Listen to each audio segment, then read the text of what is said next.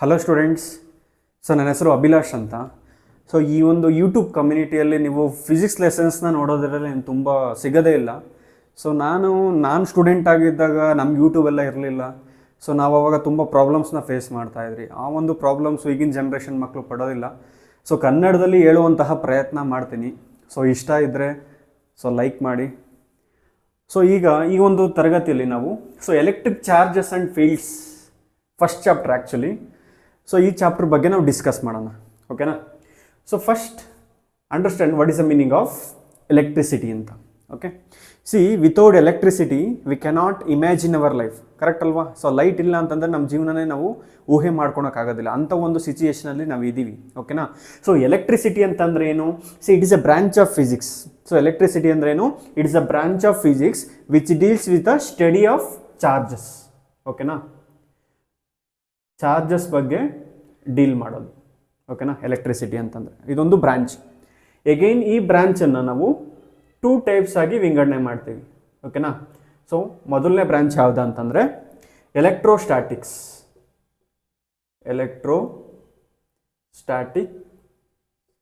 And current electricity.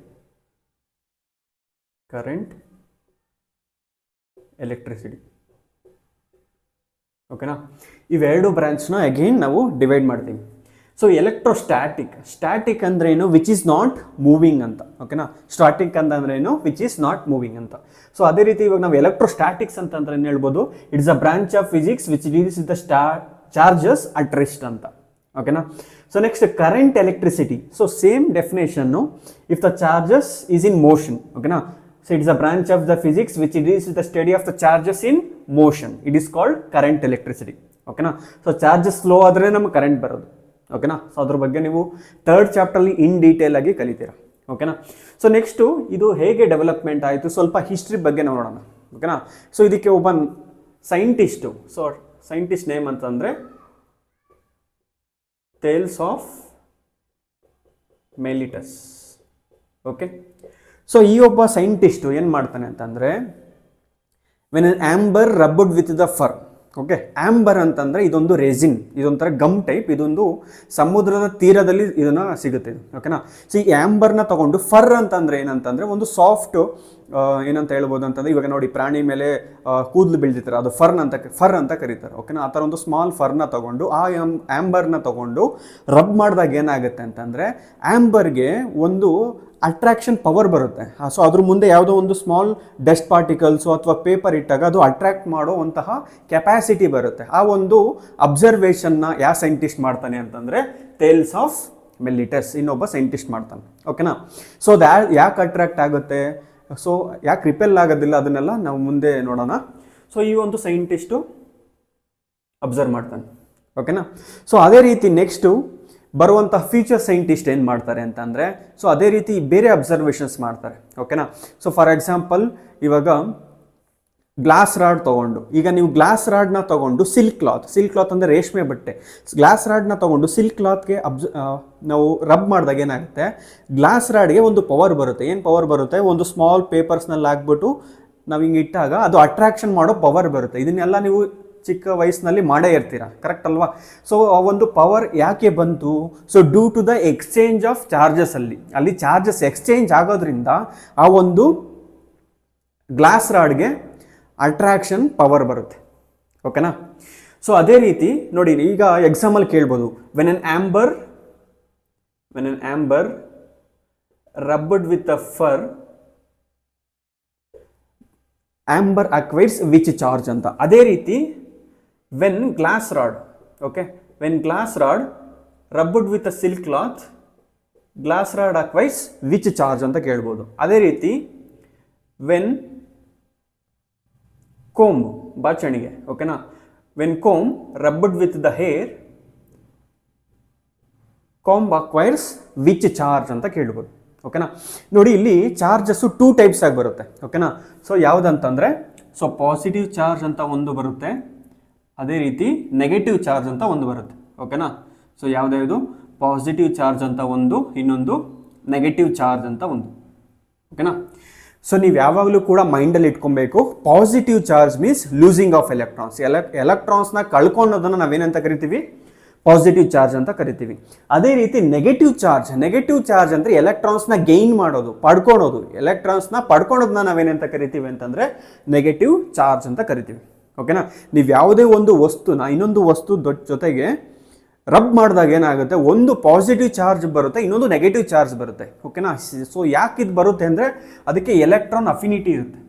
ಓಕೆನಾ, electron affinity. So electron affinity ಅಂದರೆ ಏನು ಅಂದರೆ ಎಲೆಕ್ಟ್ರಾನ್ ಮೇಲೆ ಇರುವಂತಹ ಲವ್ ಅದು. ಓಕೆನಾ, ಎಲೆಕ್ಟ್ರಾನ್ ಅಫಿನಿಟಿ ಅಂತಂದರೆ love. So some materials will love the electrons more.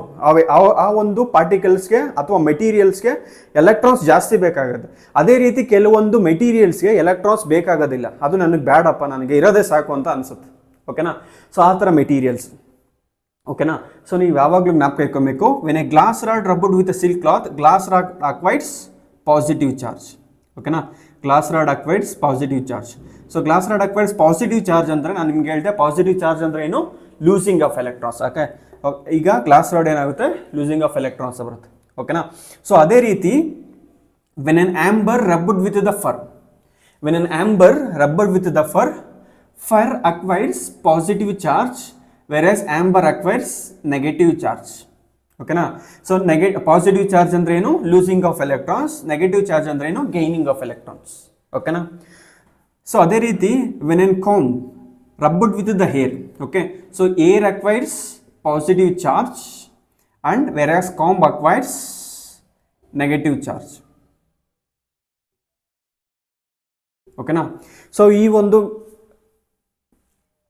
Concept ಮೇಲೆ ಒಂದು ಕ್ವಶನ್ ನಿಮಗೆ ಬರಬಹುದು. ಓಕೆನಾ. So next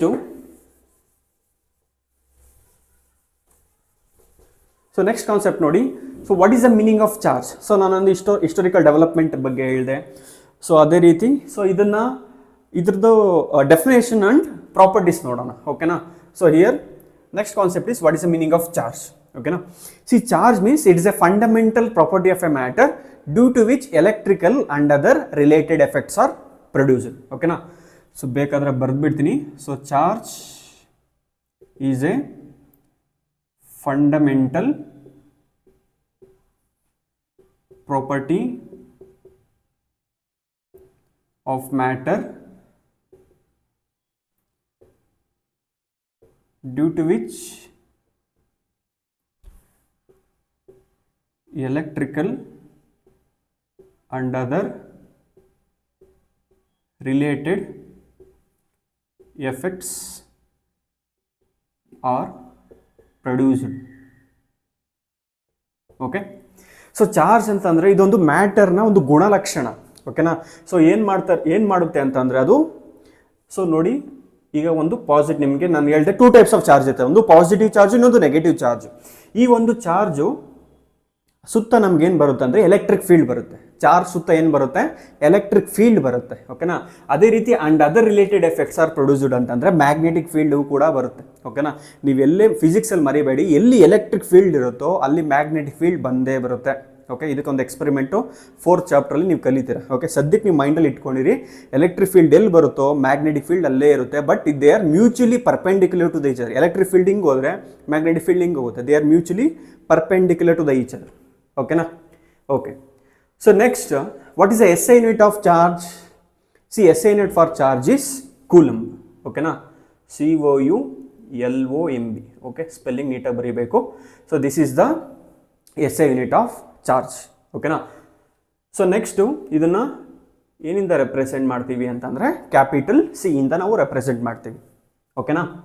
so next properties ಏನು ಬರುತ್ತೆ? ಸೊ ನೋಡಿ, ಇದರಲ್ಲಿ 3 ಬೇಸಿಕ್ ಪ್ರಾಪರ್ಟೀಸ್ ಬರುತ್ತೆ. ಓಕೆನಾ. ಸೊ ಯಾವುದಂತಂದರೆ ಚಾರ್ಜಸ್ ಆರ್ ಕನ್ಸರ್ವ್ಡ್. ಓಕೆನಾ. Charges are conserved, charges are quantised and charges are additive. ಈ 3 ಕೂಡ ಬೇಸಿಕ್ ಪ್ರಾಪರ್ಟೀಸ್. ಓಕೆ, ಇದು ಇಂಪಾರ್ಟೆಂಟ್ ಆ್ಯಕ್ಚುಲಿ. ಸೊ ಇದನ್ನು 2 ಮಾರ್ಕ್ಸ್ ಅಥವಾ 3 ಮಾರ್ಕ್ಸಲ್ಲಿ ಎಕ್ಸಾಮಲ್ಲಿ ಕೇಳ್ಬೋದು. Okay. So what is the meaning of charge and what are the basic properties of charge ಅಂತ ಕೇಳ್ತಾರೆ. ಓಕೆನಾ. ಸೊ ಎಕ್ಸಾಮಲ್ಲಿ ತುಂಬ ರಿಪೀಟ್ ಆಗಿದೆ ಇದು. ಸೊ ಫಸ್ಟ್ ಪಾಯಿಂಟ್ ಏನಂದರೆ charges are conserved. Okay. So what is the meaning of conservation? You know the meaning of energy conservation, ಕರೆಕ್ಟಾ? So what is the meaning of energy conservation? Energy cannot be created nor be destroyed, but we can transfer the energy from one form to the another form, ಕರೆಕ್ಟಾ? So ಅದೇ ರೀತಿ ಇಲ್ಲಿ ಕೂಡ ಚಾರ್ಜಸ್ನ ನಾವು create ಮಾಡೋದಕ್ಕೂ ಆಗೋದಿಲ್ಲ, ಅದೇ ರೀತಿ ಡೆಸ್ಟ್ರಾಯ್ ಕೂಡ ಮಾಡೋದಕ್ಕಾಗೋದಿಲ್ಲ. ಬಟ್ ನಾವೇನು ಮಾಡ್ಬೋದು, ಚಾರ್ಜಸ್ನ ಒಂದು ಬಾಡಿಯಿಂದ ಇನ್ನೊಂದು ಬಾಡಿಗೆ ನಾವು ಟ್ರಾನ್ಸ್ಫರ್ ಮಾಡ್ಬೋದು. ಓಕೆನಾ? ಸೊ ಇದಕ್ಕೊಂದು ಎಕ್ಸಾಂಪಲ್ ಏನು ಹೇಳ್ಬೇಕಂದ್ರೆ, ನಾನು ಆಗಲೇ 3 ಎಕ್ಸಾಂಪಲ್ ಹೇಳಿದೆ ನಾನು. ಓಕೆನಾ? ಸೊ ಈಗ ಗ್ಲಾಸ್ ರಾಡ್ನ ನಾನು ತೊಗೊಂಡು ಸಿಲ್ಕ್ ಕ್ಲಾತ್ನ ನಾನು ರಬ್ ಮಾಡಿದಾಗ ಏನಾಗುತ್ತೆ, ಎಕ್ಸ್ಚೇಂಜ್ ಆಫ್ ಚಾರ್ಜಸ್ ಇರ್ಬೋದು. ಓಕೆನಾ? ಈಗ glass rod and silk cloth, so ಇದ್ರ ಮೇಲೆ ಒಂದು 50 ಚಾರ್ಜ್ ಇರುತ್ತೆ, ಇದ್ರ ಮೇಲೆ ಒಂದು 50 ಚಾರ್ಜ್ ಇರುತ್ತೆ ಅಂದ್ಕೊಳ್ಳಿ. ನಾನು ರಬ್ ಮಾಡಿದಾಗ ಏನಾಗುತ್ತೆ, ಎಕ್ಸ್ಚೇಂಜ್ ಆಗ್ಬೋದು. ಐದರ್ 60+40 ಆಗ್ಬೋದು ಅಥವಾ 70+30 ಆಗ್ಬೋದು. ಬಟ್ ಟೋಟಲ್ ಚಾರ್ಜ್ ಎಷ್ಟಿರುತ್ತೆ? Total charge it remains constant. Total charge 100, ಅದಕ್ಕಿಂತ ಜಾಸ್ತಿ ಆಗೋದಿಲ್ಲ, ಅದಕ್ಕಿಂತ ಕಡಿಮೆನೂ ಕೂಡ ಆಗೋದಿಲ್ಲ. ಇದು ಕನ್ಸರ್ವೇಷನ್ ಅಂತ ಕರಿತೀವಿ. ಓಕೆನಾ? ಅರ್ಥ ಆಯ್ತಾ? Charges are conserved. So next ಏನಂತಂದ್ರೆ, charges are quantized. Okay, so quantization. So what is the meaning of quantization? So you know that light is made up of tiny packets of energy, ಕರೆಕ್ಟಾ? Light ಇಂದ ಏನು ಮಾಡುತ್ತೆ, ಡೈನಿ packets of energy, ಅಂದರೆ ಆ ಒಂದು energy fixed ಆಗಿರುತ್ತೆ. ಓಕೆನಾ? ನೀವು ಒಂದು ಚಾರ್ಜ್ನ ವ್ಯಾಲ್ಯೂ ತೊಗೊಂಡಾಗ ಆ ಒಂದು ಚಾರ್ಜ್ನ ವ್ಯಾಲ್ಯೂ ಫಿಕ್ಸ್ಡ್ ಆಗಿರುತ್ತೆ. ಓಕೆನಾ? ಆಗ ಒಂದು ಚಾರ್ಜ್ ವ್ಯಾಲ್ಯೂ ಎಷ್ಟು ಅಂತಂದರೆ 1.6 × 10⁻⁻19 ಕೂಲಮ್. ಓಕೆನಾ? ಸೊ ಪಾಸಿಟಿವ್ ಚಾರ್ಜ್ ಬಂದರೆ ಪ್ಲಸ್ 1.6 × 10⁻⁻19 ಕೂಲಮ್ ಬರುತ್ತೆ. ಅದೇ ರೀತಿ ನೆಗೆಟಿವ್ ಚಾರ್ಜ್ ತಗೊಂಡಾಗ -1.6 × 10⁻⁻19 ಕೂಲಮ್ ಬರುತ್ತೆ. ಓಕೆನಾ? ಸೊ ಕ್ವಾಂಟೈಸೇಷನ್ ಫಾರ್ಮುಲಾ ಏನು ಬರುತ್ತೆ ಅಂದರೆ, so Q = +or - n × E. Okay, where n takes only integer values only. ಓಕೆನಾ? ಸೊ n = ಎಷ್ಟು ಬರುತ್ತೆ, 1 2 3 so on up to infinity. ಓಕೆನಾ? ಇಲ್ಲಿ ಫ್ರ್ಯಾಕ್ಷನ್ಸ್ ಯಾವುದು ಬರೋದಿಲ್ಲ. ಓಕೆನಾ? ಒಂದು ಚಾರ್ಜ್ ನೀವು ತಗೊಬೋದು ಅಥವಾ ಪಡ್ಕೊಬೋದು, ಬಟ್ ಕಾಲ್ ಚಾರ್ಜು ಮುಕ್ಕಾಲು ಚಾರ್ಜು ಆ ಥರ ಬರೋದಿಲ್ಲ. ಬೈಫರ್ಗೆಟ್ ನಾವು ಮಾಡೋದಕ್ಕೆ ಆಗೋದಿಲ್ಲ. ಓಕೆನಾ? ಸೊ ಇದನ್ನು ನಾವೇನಂತ ಕರಿತೀವಿ ಅಂತಂದರೆ ಕ್ವಾಂಟೈಸೇಷನ್ ಅಂತ ಕರಿತೀವಿ. ಓಕೆನಾ? ಸೊ ಇದ್ರ ಫಾರ್ಮುಲಾ ಏನು, Q = +or - n × E. ಓಕೆನಾ? So next additivity of the charges. So additivity of the charges ಅಂದರೆ, suppose I will consider a system. ಓಕೆನಾ? ಒಂದು ಸಿಸ್ಟಮ್ನ ತೊಗೊತೀವಿ, ಅಲ್ಲಿ ಒಂದು n ಚಾರ್ಜಸ್ ಇರುತ್ತೆ ಅಂದ್ಕೊಳ್ಳಿ. ಓಕೆನಾ? n ಚಾರ್ಜಸ್ ಅಂದರೆ ಒಂದು ಚಾರ್ಜಿಂದ ಇನ್ಫಿನಿಟಿ ನಂಬರ್ ಆಫ್ ಚಾರ್ಜಸ್ ಇರುತ್ತೆ. ನಾನು ಟೋಟಲ್ ಚಾರ್ಜ್ನ ಬರೀಬೇಕಾದ್ರೆ ಏನು ಮಾಡ್ತೀನಿ ಅಂದರೆ, Q = Q1 + Q2 + Q3 so on up to Qn ಅಥವಾ Q∞ ಅಂತ ಬರೀತೀನಿ. ಓಕೆ, ಸೊ ಇದ್ರ ಮೀನಿಂಗ್ ಏನು? ಸೊ ನಾವೆಲ್ಲ ಚಾರ್ಜ್ನೂ ಕೂಡ ಆ್ಯಡ್ ಮಾಡ್ಬೋದು, additivity of the charges. Okay, ಇಲ್ಲಿ ಎಲ್ಲಾದರೂ ಕೂಡ ನೆಗೆಟಿವ್ ಚಾರ್ಜ್ ಬಂದರೆ, so you need to put a negative charge also. ಓಕೆನಾ? ಸೊ ನೆಗೆಟಿವ್ ಇದ್ದರೆ you need to take a negatives also. ಓಕೆನಾ? ಸೊ ಅಡಿಟಿವಿಟಿ ಇದೆ ಅಂತ ಮಾತ್ರ ಪಾಸಿಟಿವ್ ಅಂತ ತೊಗೊಳೋದಿಲ್ಲ, you need to take the positive as well as the negative also. ಓಕೆನಾ? So next this are all basic properties ಆಯಿತು. So next general property ಕೂಡ ಬರುತ್ತೆ, ಒಂದು 5-6 ಪ್ರಾಪರ್ಟಿ ಜನರಲ್ ಪ್ರಾಪರ್ಟಿ ಕೂಡ ಬರುತ್ತೆ. ಸೊ ಎಕ್ಸಾಮಲ್ಲಿ ಈ ಒಂದು 3 ಪ್ರಾಪರ್ಟೀಸ್ಗಿಂತ ಇನ್ನೂ ಎಕ್ಸ್ಟ್ರಾ ತಿಳ್ಕೊಂಡ್ರೆ ನಿಮಗೆ ಒಳ್ಳೆಯದು. ಓಕೆನಾ? ಸೊ ನೆಕ್ಸ್ಟ್ ಪ್ರಾಪರ್ಟಿ ಏನಂತಂದರೆ, so like charges repel each other. Like charges repel each other and unlike charges attract each other.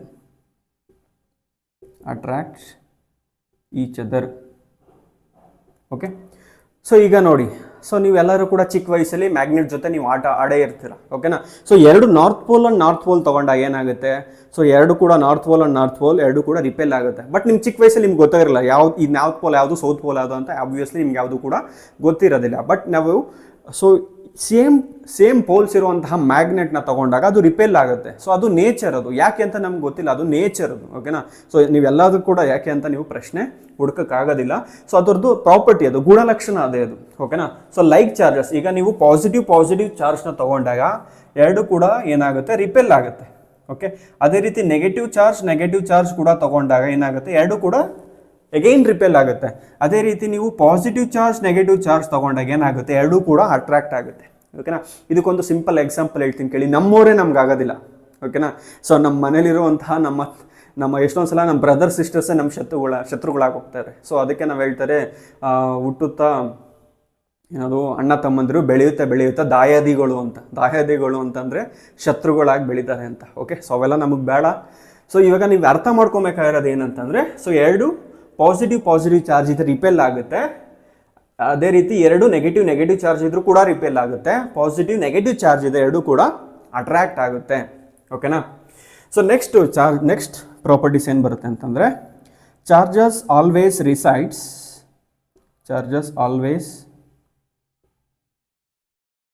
resides outside the conductor.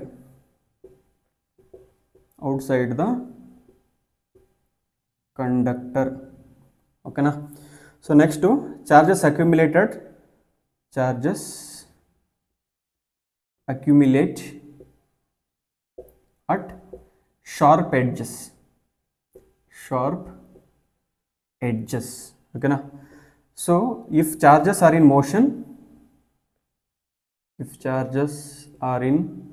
motion, it produce magnetic field.